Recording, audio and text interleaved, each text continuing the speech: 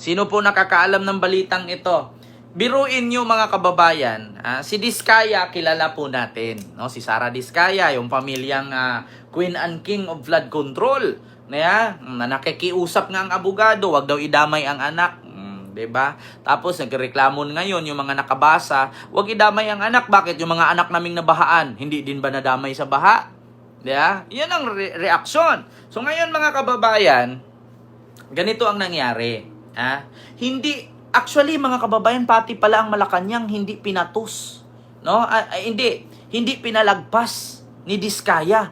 Pinatus rin si First Lady Lisa Araneta Marcos. Galit na galit. Bakit? Ang kanyang proyekto bilang First Lady, no, ay tinabla din ni Diskaya.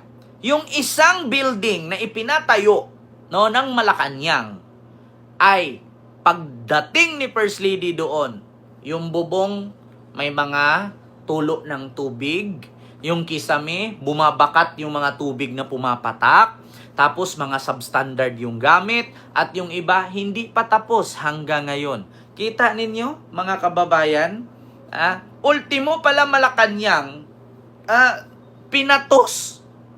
Biruin mo. Kaya kung ang kalsada o ilog, hindi sila natatakot na magawa ba o hindi. Bakit? Kasi mismo mismo ang Malacanang pinatos nila. Ito, pakita ko sa inyo. Galit na galit si F. Elisa, mga kababayan, gustong manakit. Bakit? Ito po. Construction sa Film Heritage Building ni First Lady Lisa Marcos, hindi kontrata daw di umano ng Diskaya. Ito na mga kababayan, tinanggi na. May ads lang po mga kababayan. Ito. Nakita nilang construction na ongoing po sa may cinematic room. Ito po ay hindi po kontrata ng Great Pacific Builders and General Contractor Inc. Isa po sa mga pag-aari before ng spouses Diskaya. Hindi na ang kumpanya ng mga Diskaya ang kontraktor ng ginagawang Film Heritage Building sa Maynila. Ito ang nilinaw ni Attorney Cornelio Samaniego III, Legal Counsel ni Curly at Sara Diskaya. Iginawad sa Great Pacific Builders and General Contractor Incorporated ng Department of Public Works and Highways, South Manila Engineering District ang Phase 1 ng konstruksyon nito sa halagang higit 143.22 million pesos. Linawin ko lang mga kababayan. Hindi na daw po sa mga Diskaya ang 142 million, no, na building, no, ang tinatawag nilang Film Heritage Building ni F. Elisa. Kasi tinanggalan naman daw kasi ng prangkisa. Tinanggalan naman kasi ng lisensya. Malamang sa malamang, pag tinanggalan ka ng lisensya, talagang hindi ka na makapag-operate. So ngayon, nung tinanggal ang lisensya, hindi na sa kanila. Pero kung nandyan pa ang lisensya, sa kanila pa. Kaya kita ninyo?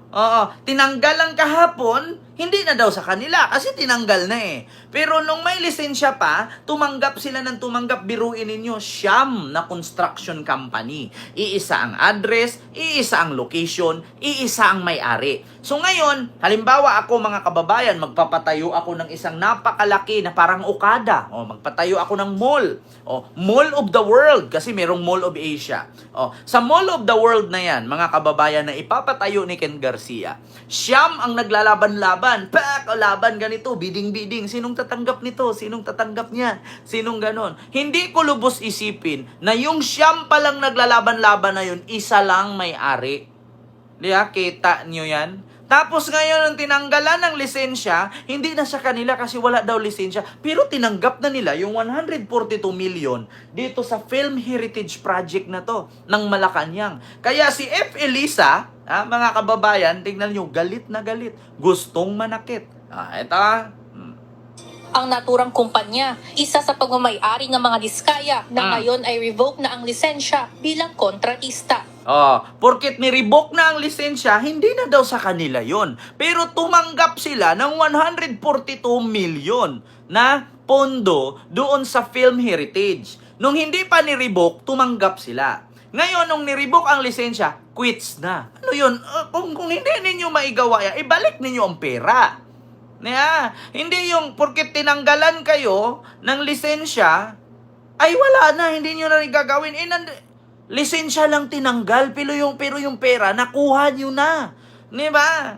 Sa Instagram post ni First Lady Liza Araneta Marcos, Hello po, Ma'am may Helen. pasaring ito sa bumuo ng bagong Film Heritage Building. At sinabing, sa halip na maging lugar para sa mga alagad ng sining, tumambad-an niya sa kanila ang mga may tagas na bubong, bitak-bitak na pader, Nako. hindi pa tapos na mga tanghalan, at kisameng may mga marka ng tubig. Nako, kita ninyo. May tagas ang bubong, bitak-bitak ang pader. Kita nyo. Tapos, hindi na nila tinapos. Bakit? Kasi naimbestigahan na sila at natanggalan na sila ng lisensya. Kaya mga kababayan, ano na mangyayari nun?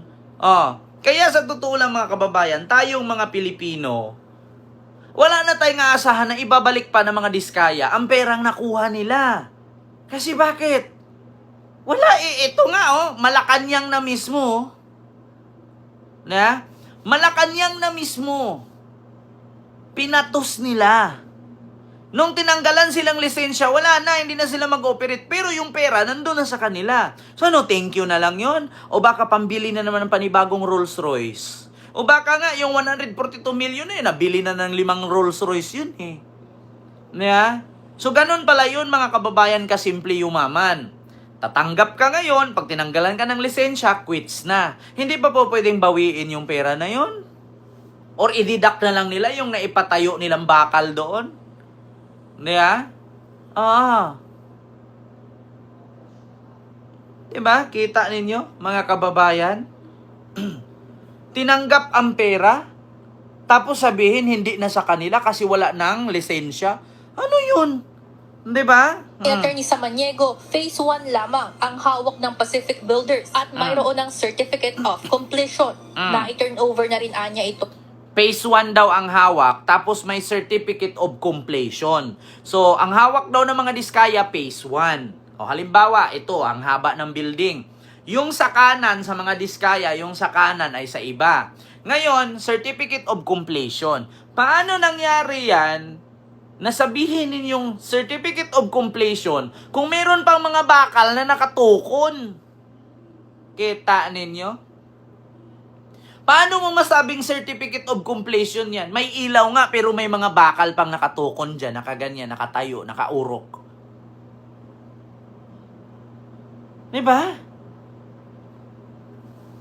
Diba kita ninyo? Certificate of Completion according sa abogado. Pero paano mo masabing Certificate of Completion or tapos na? Kung ang mga bakal nandyan naiiwan pat nakatayo, parang tinukon pa nga yata to sa bubong kasi baka bumigay. Or di kaya hindi pa tapos i-finishing yung pader. Hindi pa naikabit yung ibang plywood. Di ba? Ganyan ba yan? Kita nyo? Certificate of Completion. Parang mga DDS lang yan Complete na yan Walang problema sa COA yan. Paano magkakaroon ng problema sa COA kung ang mismong COA binayaran? Kita nyo? Certificate of Completion. Paano mo nasasabing complete yan? Kung ikaw, bibili ka ng bahay, magpatayo ka ng bahay, tapos i-turn over sa'yo ng architect at engineer ganyan, matutuwa ka? Tapos sasabihin ninyo, Certificate of Completion. Anong gagawin ninyo sa mga taong papasok diyan sa theater na yan or sa film heritage na yan? Halimbawa, diyan may magteatro. Diyan gaganapin. Sa teatro na yan. Magawa kayo ng event. Anong gagawin ng mga tao diyan kung isang yugyug lang yan, mahulugan ka ng bakal diyan, hindi ikamatay mo pa. Tapos ilagay mo diyan Certificate of Completion? Sino pinagluloko? At mismong si Yussi Claire Castro pumunta dyan. Tinignan niya yan mismo. Tinuro ni Yussi Claire yan. Kaya sa totoo lang si First Lady Liza, mga kababayan, umiinit ang ulo. Sa implementing agency na DPWH noong December 2020. Kita ninyo yung kisame naninilaw. Kasi nga butas siguro yung yero, tumatagas yung tubig. Kita nyo yung lusutan ng hangin. Tignan mo. Anong klaseng engineer ka kung ganyan ang gawin mo? Tapos mga tagpi lang na yero yung lusutan mo ng exhaust. Kita mo? Ganyan, anong klaseng engineer ka? Anong klaseng construction firm ka? No? At tumanggap ka ng daan-daang milyon, tapos yung kisame, ganyan, may bakat ng tubig. Hindi mo nga alam kung baka butas yung bubong doon, yung umbrella na pako, nagkamali ng pinako doon sa may kanal ng yero eh. Di ba? Oh, tapos certificate of completion, okay na? Diyos ko. Ito pa. Ayon kay Samaniego, ibang kontraktor na ang may hawak ng kasalukuyang construction na nagsimula nitong January 2025. Kita mo yan? Oh, yan ba yung sasabihin ninyo na certificate of completion? Tapos hindi pa nga tapos yung mga enaduro nga. Andoon pa nakatiwangwang. Hindi pa naikabit yung mga bowl na para ihian-taihan. Okay pa nga yung kay Pinoy, kahit dikit-dikit yung mga enaduro, at least na ipatayo, pwede kang tumae, pwede kang umihi. Eh, yung kay Diskaya talaga, yung mga inidoro, nakatiwangwang pa sa sahig, hindi pa naikabit, wala pang butas. Yeah? Tapos may certificate of completion daw. Kita ninyo? Kaya, sa tanong mga kababayan, sasabihin na naman nila ito, si F. Elisa, nagpabida-bida, nagagalit-galit. Buti pa nga si F. Elisa, kahit walang posisyon sa gobyerno, first lady lang, may proyektong naitulong o naigawa. Samantalang si Sara, Vice President ng Pilipinas, anong proyekto? Gala. Kita nyo yan? Malaking sampal kay Sara yan. Mga kababayan, yung ginagawa ni F. Elisa, malaking sampal kay Sara yan. Si Sara, gala dito, gala doon. Samantalang si F. Elisa, First Lady lang, wala daw posisyon sa gobyerno, sabi ni Sara, pero nakagawa ng proyekto. Yeah? Nakatulong sa asawa. Si Sara, anong naitulong niya?